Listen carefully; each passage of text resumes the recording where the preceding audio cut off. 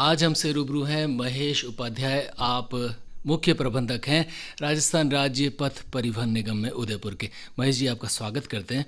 Mahesh ji, roadways के सामने नए नए चैलेंजेस आते रहते हैं और अभी ताज़ा जो चैलेंज है वो आया है रीट के इम्तहान का।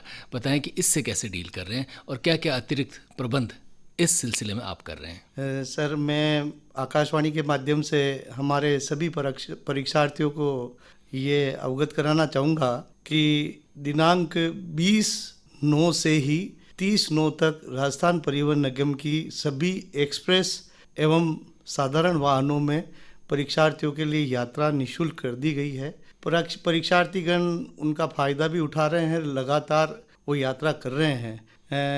जिला स्तर पर उदयपुर का जहाँ तक सवाल है, उदयपुर जिले में व्यवस्था के लिए माननीय जिलाधीश महोदय की अध्यक्षता में एक संचालन समिति बनी हुई है, जिसमें सभी विभाग के अधिकारी गणों को शामिल किया गया है। माननीय जिलाधीश महोदय, माननीय एसपी महोदय इस समिति का नियमित रूप से मीटिंगें करके, निर्देशन करके इस व्यवस्था को एक मिशन के रूप में ले रहे हैं।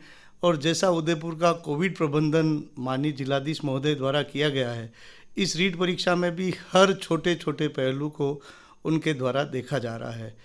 मेरी पूरी आशा और पूरा विश्वास है कि हम ये जो चैलेंज माननीय मुख्यमंत्री जी की बजट घोषणाओं को लेकर किया जा रहा है, उसे पूरा करने में राजस्थान परिवहन निगम एवं जिला प्रशासन सक्षम होगा।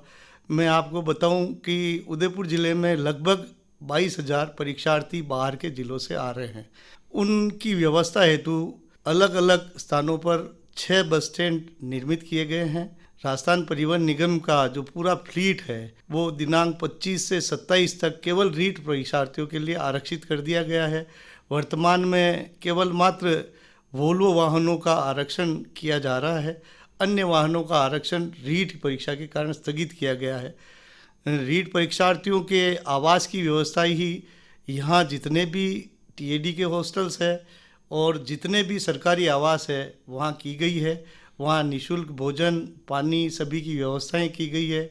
परीक्षार्थियों से रूबरू के माध्यम से निवेदन है कि भीड़ भाड़ नहीं करें, भगदड़ नहीं करें।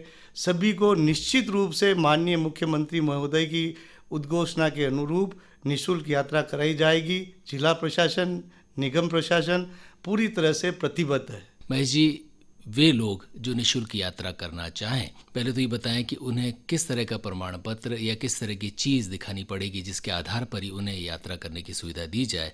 और दूसरी बात, परीक्षा के अलावा भी कोई छात्र अगर इधर उधर किसी दूसरे कारण से रोडवेज़ की यात्रा करना चाहे तो उसके लिए भी यात्रा निःशुल्क रहेगी या उसको शुल्क देना पड़ेगा? निश्चित रूप से मैं आपको अवगत कराऊं कि जैसा कि परीक्षा का जो एडमिट कार्ड है उस पर निःशुल्क यात्रा की व्यवस्था की गई है। केवल उसको फोटोकॉपी दिखानी है या मूल कार्ड दिखाना है।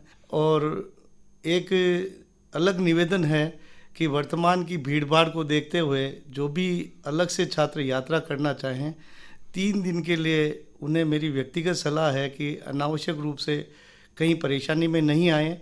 3 दिन बाद निश्चित रूप से भीड़ भाड़ खत्म हो जाएगी और उन्हें सशुल्क ही यात्रा करनी है। ये बताएं कि वे व्यक्ति जिनके पास एडमिट कार्ड की कॉपी नहीं है या एडमिट कार्ड नहीं है, वो छात्र अगर पहुंच जाता है तो क्या उसे आप यात्रा करने देंगे या नहीं? नहीं, निश्चित रूप से अगर उनके मोबाइल में भी अगर एडमिट कार्ड है तो हम उन्हें निश्चित रूप से यात्रा करा रहे हैं। केंद्रीय बस स्टैंड पर आज से 24 घंटे के लिए हमारा नियंत्रण कक्ष प्रारंभ हो गया है। साथ ही साथ हेल्प डेस्क जिला प्रशासन की ओर से लगाई गई है, जहाँ सभी तरह की सुविधाएं एवं जो जो व्यवस्थाएं की गई है उनसे अवगत कराया जा रहा है।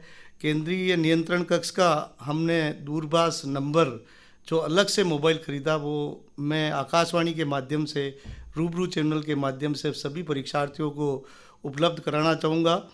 8949337629 उक्त मोबाइल नंबर केवल रीट परीक्षार्थियों के लिए। एक बार इसे दोबारा बताएं महेश जी। 8949337629।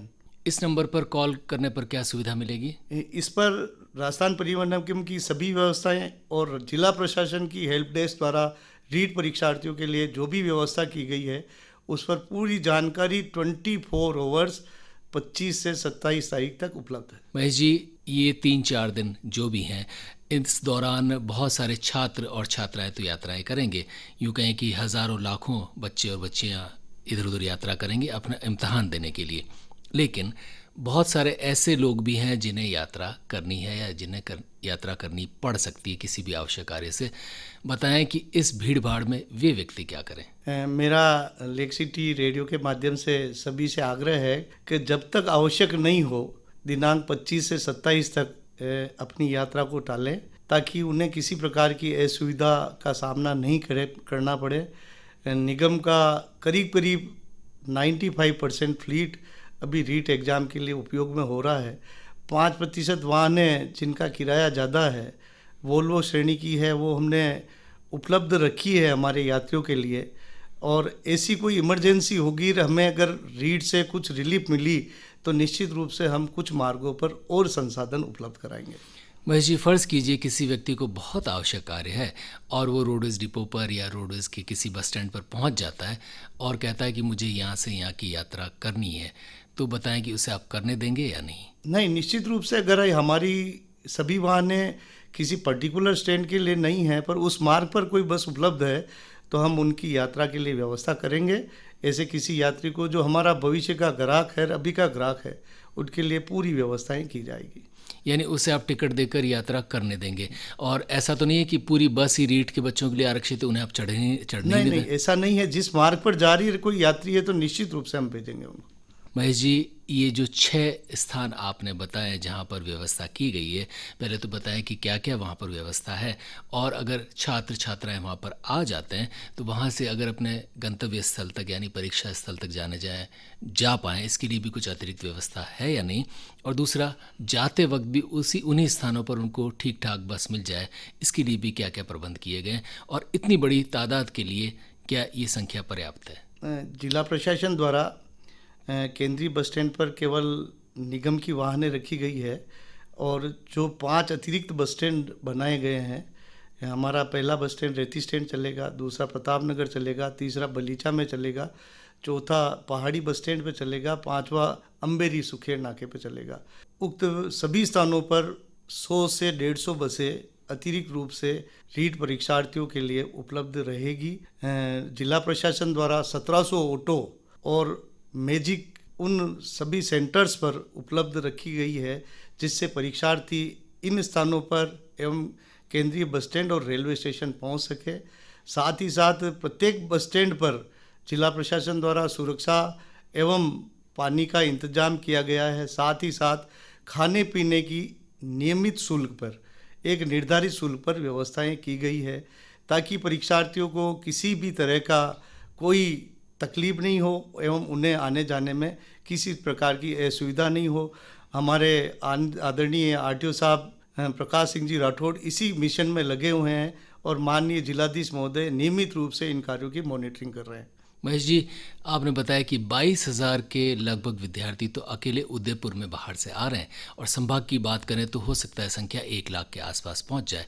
इतने सारे लोगों को लाना ले जाना, और हमारे जो व्यवस्था, आपका जो आगार है उसकी सीमा है, आपकी बसेज है उनकी भी सीमा है, कैसे कर पाएंगे? निश्चित रूप से जिन स्थानों पर जा रहे हैं वहाँ भी आगार अवस्थित है और उन आगारों द्वारा ही और जिलाधीश महोदय द्वारा भी ऐसी ही माकूल व्यवस्थाएं की गई है ताकि रीट परीक्षार्थियों को किसी तरह की असुविधा नहीं हो।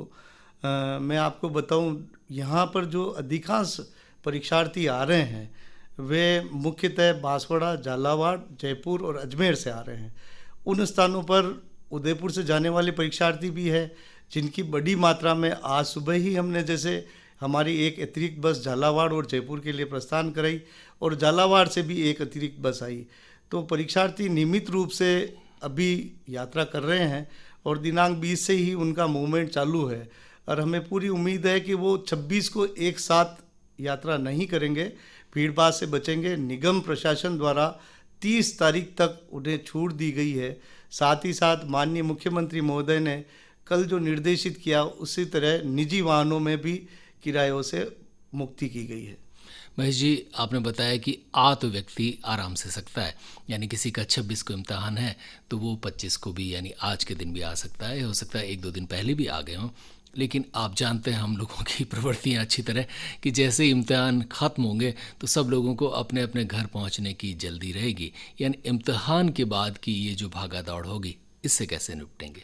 नहीं, अब तक का इतिहास रहा है कि ये बड़ा एग्ज़ाम पहला है, परंतु 10 लाख और 12 लाख तक के स्टूडेंट राजस्थान में ऐसे ही एग्ज़ाम अन्य एग्ज़ामों में अपीयर हो चुके हैं और वहाँ किसी तरह की अतिरिक्त व्यवस्थाएं नहीं की गई है, परंतु 19-20 असुविधा के अलावा सभी को सुरक्षित परिवहन व्यवस्था उपलब्ध कराई गई है।